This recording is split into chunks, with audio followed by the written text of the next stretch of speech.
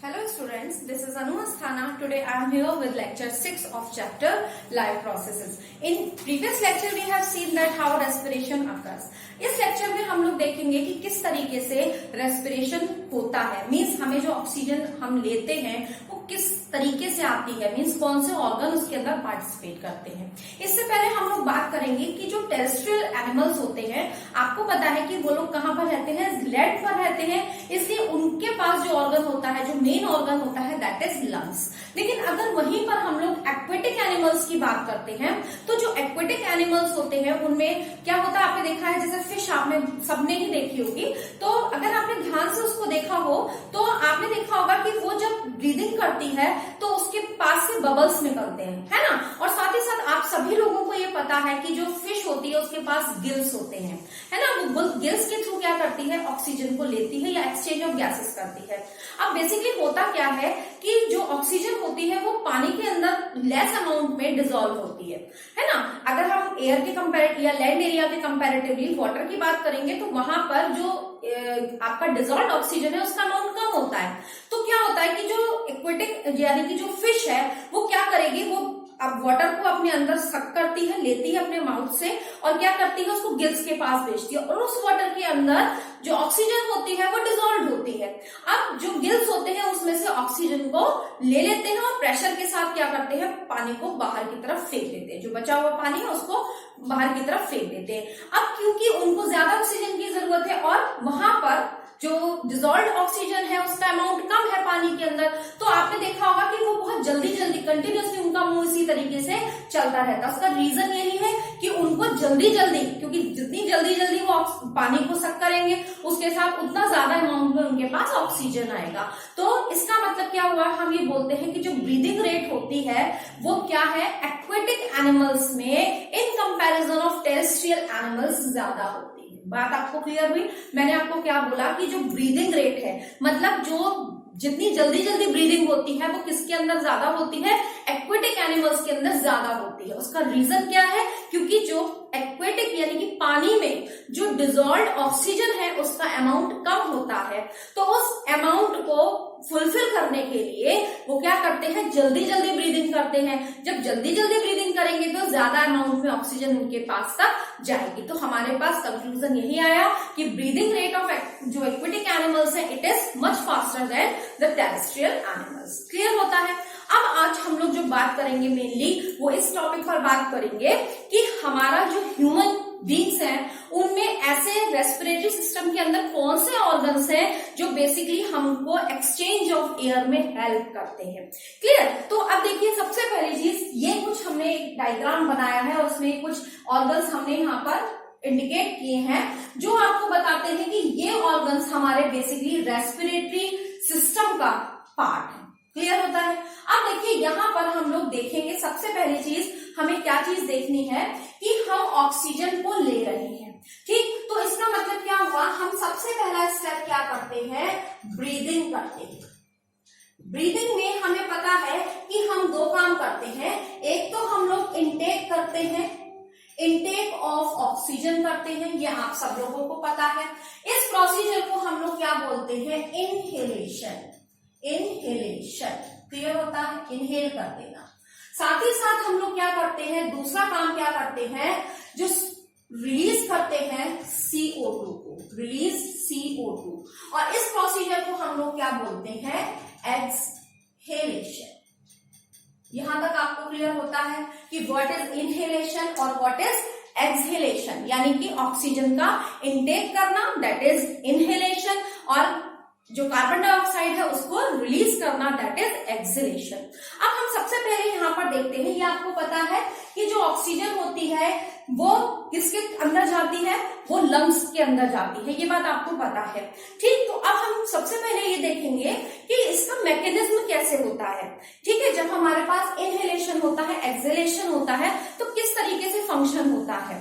तो सबसे पहली चीज क्या होता है कि हमको ये बात पता है कि हमारे जो लंग्स हैं दीज आर वेरी डेलिकेट, तो इसको प्रोटेक्शन प्रोवाइड करवाने के लिए ये किसके अंदर है, ये नेचर ने हमको इसको एक आउटर प्रोटेक्शन प्रोवाइड किया है जिसे हम लोग क्या बोलते हैं, रिब केज, जिसको हम लोग अगर हम यहाँ टच करते हैं तो हमें क्या दिखाई देता, बोन्स दिखाई देता, बोनी स्ट्रक्चर है, वो बोनी स्ट्रक्चर ही हमारा क्या कहलाता है, रिब केज। अब रिब केज के अंदर क्या होता है, चेस्ट कैविटी होती है जिसके अंदर 2 लंग्स हमारे लेफ्ट लंग और राइट लंग सिचुएटेड होता है, ये आपको पता है। अब देखिए अगर हम क्या करते हैं, इनहेल करते हैं, जब हमने अपनी ऑक्सीजन को हमने लिया अंदर की तरफ, उसको इनहेल किया, तो हम खुद क्या देखते हैं कि जो हमारी रिबकेज होती है वो ऊपर की तरफ जाती है, ठीक, और साथ ही साथ क्या होता है, इस रिब के, देखिए ये जो मैंने बनाया है ये क्या है, रिबकेज, ठीक, ये नीचे की तरफ एक स्ट्रक्चर, मस्कुलर स्ट्रक्चर आपको दिखाई दे रहा है, ये कहलाता है डायाफ्राम, जो कि डोम शेप का होता है। डोम शेप समझते हैं ना, इस तरीके का डोम शेप। तो क्या होता है कि रिब केज, सपोज ये रिब केज है और ये हमारा डायाफ्राम है, क्लियर। तो अभी होता क्या है कि जब हम लोग इनहेल करते हैं तो ये रिब केज क्या होता है, ऊपर की तरफ जाती है ना, बाहर की तरफ आ जाती है, तो ये ऊपर की तरफ जाएगी, वो जो डायाफ्राम होगा ये नीचे की तरफ आएगा और फ्लैट हो जाता है, क्लियर। तो इसकी वजह से देखिए वॉल्यूम बढ़ जाता है ना, जो वॉल्यूम है चेस्ट कैविटी का वो बढ़ गया। जब वॉल्यूम बढ़ जाएगा तो क्या होगा, जो मैक्सिमम ऑक्सीजन उसने ली है हमारे लंग्स ने, तो उसकी वजह से जो लंग्स होंगे वो क्या करेंगे, एक्सपेंड होंगे, है ना, यानी कि लंग्स हमारे फूल जाते हैं, तो उसको स्पेस चाहिए फूलने के लिए, तो क्या होता है वो हमारे एक्सपेंड कर सकते हैं प्रॉपरली। उसके बाद क्या करते हैं, जब हम लोग एक्सेल करते हैं, मींस जब हम कार्बन डाइऑक्साइड को रिलीज करेंगे, तो हम क्या करते हैं, हमारी रिब केज आप देखिए वो नीचे की तरफ आती है, और जो हमारा डायाफ्राम था अभी फ्लैट हो चुका था वो वापस से ऊपर की तरफ जाता है। ऑपोजिट होता है दोनों का मूवमेंट, अगर एक ऊपर जा रहा है तो दूसरा नीचे की तरफ जाएगा, और अगर दूसरा नीचे की तरफ आया तो जो डायाफ्राम होगा वो ऊपर की तरफ आएगा, और जैसे ऊपर की तरफ आता है तो जो प्रेशर के साथ वो क्या करता है, जो CO2 होती है उसको बाहर की तरफ पुश करता है, जिससे वो मैक्सिमम अमाउंट में CO2 हमारी बॉडी से रिलीज होती है। इसको आप देख सकते हैं कि जब आप इनहेल करते हैं तो हमारी रिब केज ऊपर की तरफ जाती है, इसी तरीके से जब हम एक्सहेल करते हैं तो क्या होता है, हमारा वो जो चेस्ट का मूवमेंट है वो आपको प्रॉपरली, आप लोग अभी बैठे बैठे इस चीज को देख सकते हैं। तो बेसिकली ये हमारा क्या होता है, ब्रीदिंग का मैकेनिज्म होता है कि इस तरीके से हमारे जो लंग्स होते हैं वो क्या करते हैं, एक्सपेंड करते हैं और कॉन्ट्रैक्ट करते हैं। क्लियर होता है, ये यहां तक आपको आई थिंक समझ में आया होगा। अब हम लोग बात करते हैं कि कौन कौन से ऐसे ऑर्गन्स हैं जिनके थ्रू होकर ऑक्सीजन हमारे सेल्स तक पहुंचती है ना। आपको पता है कि हमारी बॉडी के हर एक सेल तक, सिर से लेकर पांव तक, हर सेल तक ऑक्सीजन को पहुंचना है, तो वो कैसे पहुंचती है। तो देखिए, हम अगर देखें तो सबसे पहले हमारी जो ऑक्सीजन होती है वो, यानी कि हम एयर को लेते हैं, है ना, तो एयर जो होती है वो हमारे किससे जाती है, नॉस्ट्रल से। ये आपको दिखते हैं, ये हमारे क्या है, नॉस्ट्रल्स हैं। इन नॉस्ट्रल से होकर हमारी जो एयर होती है वो अंदर एंटर करती है और ये नेजल कैविटी के अंदर जाती है, ठीक। तो नेजल कैविटी ये जो होती है, ये बेसिकली क्या होता है, आप देखते हैं यहाँ पर हेयर लाइक स्ट्रक्चर होते हैं, बहुत बारीक से हेयर्स होते हैं। साथ ही साथ इसके अंदर क्या होता है, यहाँ पर म्यूकस होता है। मैं इसको यहाँ पर लिखती हूँ तो आपको ज्यादा क्लियर होगा। देखिए, हम लोग क्या ले रहे हैं, एयर ले रहे हैं, क्लियर है। और एयर कौन सी ले रहे हैं, एयर ऑक्सीजन रिच, जिसमें O2 रिच है। हम उस एयर को क्या कर रहे हैं, सक करेंगे, है ना, इनहेल करेंगे। तो ये जो एयर होगी ये सबसे पहले कहां पर जाएगी, ये जाएगी नॉस्ट्रल के अंदर, ये हमारे नॉस्ट्रल्स के अंदर जाएगी। नॉस्ट्रल्स से होती हुई ये कहां पर जाएगी, नेजल कैविटी के अंदर जाएगी, ठीक, नेजल कैविटी के अंदर जाएगी। अब देखिए, ये नेजल कैविटी मैंने आपको क्या बताया, इसके पास क्या होते हैं, इसमें हेयर्स होते हैं, बहुत माइन्यूट छोटे छोटे से हेयर्स होते हैं, और साथ ही साथ क्या होता है, म्यूकस होता है। तो ये जो हेयर्स होते हैं ये क्या करते हैं, जो भी इम्प्योरिटी आती है, उस एयर के साथ इम्प्योरिटी आती है, उसको वहीं पे ट्रैप कर लेते हैं, क्लियर। और साथ ही साथ जो ये म्यूकस होता है ये उसको मॉइस्ट बना देता है, गीला हो जाता है, जिसकी वजह से वो वहीं फंस जाता है, आगे नहीं जा पाता। इसका मतलब आगे इम्प्योरिटी नहीं जा पाएगी, बल्कि आपके पास जो सिर्फ ऑक्सीजन रिच एयर है वो ही अंदर जाएगी, क्लियर होता है। तो ये जो हेयर्स और म्यूकस होते हैं ये दोनों मिलकर क्या करते हैं, हम शॉर्ट में लिखते हैं, ये फिल्टर कर देते हैं, फिल्टर द एयर, ये एयर को फिल्टर करने का काम कर देते हैं। क्लियर होता है। उसके बाद नॉस्ट्रिल से होकर पहुंची ये नेजल कैविटी में, नेजल कैविटी से देखिए ये पहुंचती है फेर्निक्स में।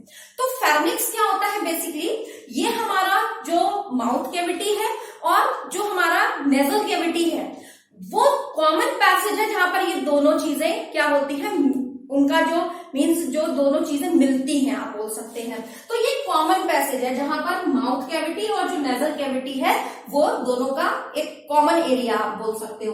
तो ये पहुंचती है, उसके बाद कहां पे पहुंचती है, ये पहुंचती है फेरिंग्स में।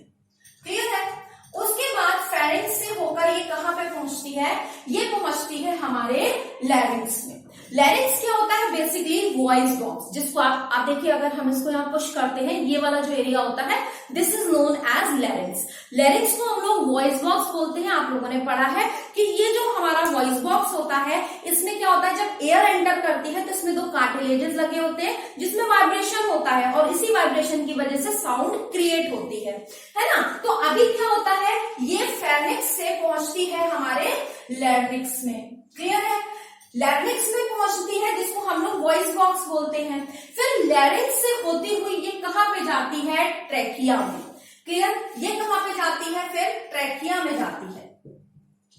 देखिए ट्रैकिया बेसिकली है क्या, ट्रैकिया जो है वो आपके फेरिंक्स और या बोल सकते हैं लैरिंक्स और ये जो ब्रोंकाई है या जो लंग्स है उसका एक कनेक्टिव पाथ है ना। तो ये बेसिकली, और ट्रैकिया होता क्या है, ये आपका विंड पाइप होता है ना। विंड पाइप आपको भी पता है, यहां से हवा, आपको पता है कि जो विंड पाइप और जो फूड पाइप होता है वो बहुत पास होते हैं, जिनको सेपरेट करता है एक एपिग्लॉटिस, है ना। आपने पढ़ा था जब न्यूट्रिशन हमने आपको बताया था। तो क्या होता है, बेसिकली ये विंड पाइप से होती हुई कहां पे जाती है, लैरिंक्स से होती हुई ट्रैकिया में जाती है। अब ट्रैकिया को हम लोग क्या बोलते हैं, इसको हम लोग विंड पाइप बोलते हैं। अब यहाँ पर एक बहुत इंटरेस्टिंग चीज होती है कि इस ट्रैकिया में एक रिंग ऑफ कार्टिलेज पाया जाता है। इस ट्रैकिया के अंदर क्या पाया जाता है, ring of cartilage. Ring of cartilage. तो क्या होता है रिंग ऑफ कार्टिलेज, ये जो रिंग ऑफ कार्टिलेज आपको पता है एक बोनी, सॉफ्ट बोनी स्ट्रक्चर, बोन नहीं है, बोन की तरह से हार्ड नहीं है, बट ये कैसा होता है, उससे थोड़ा सा सॉफ्ट होता है ना। तो यहाँ पर क्या देखिए आपके कई पोर्शंस में पाया जाता है, ये हार्डनेस आपके ईयर में दिखाई देती है, क्या है, कार्टिलेज का है। ये जो नोज की टिप है this is also of cartilage. तो बेसिकली ये क्या होता है, कार्टिलेज का होता है। जैसे ये हमारा सपोज विंड पाइप है, इसके चारों तरफ क्या होता है, कार्टिलेज लगा होता है। उसकी वजह से क्या होता है, बेनिफिट क्या होता है कि ये जो कार्टिलेज का जो रिंग होता है ये कोलैप्स नहीं होने देता। मीन सपोज एयर कम है या एयर नहीं है तो उस कंडीशन में ऐसा नहीं होगा कि ये जो होगा पिचक जाए, जो विंड पाइप है आपस में इस तरीके से हो जाए। तो फिर क्या होगा, अगर ऐसी कंडीशन आ जाएगी तो क्या होगा, दम घुटने वाली प्रॉब्लम हो सकती है। तो इसको कोलैप्स होने से ये बचाता है। तो ये इस तरीके से ही कंटिन्यूअसली आपका विंड पाइप कैसा रहता है, स्ट्रेच रहता है। बात सबको समझ में आती है। फिर ट्रेकिया से होकर फिर ये कहां पे पहुंचता है, ब्रोंकाई में पहुंचता है। ब्रोंकाई में अब आप देख सकते हैं यहाँ पर ये ब्रोंकाई क्या है कि ये दो स्ट्रक्चर दिखाई दे रहे हैं आपको।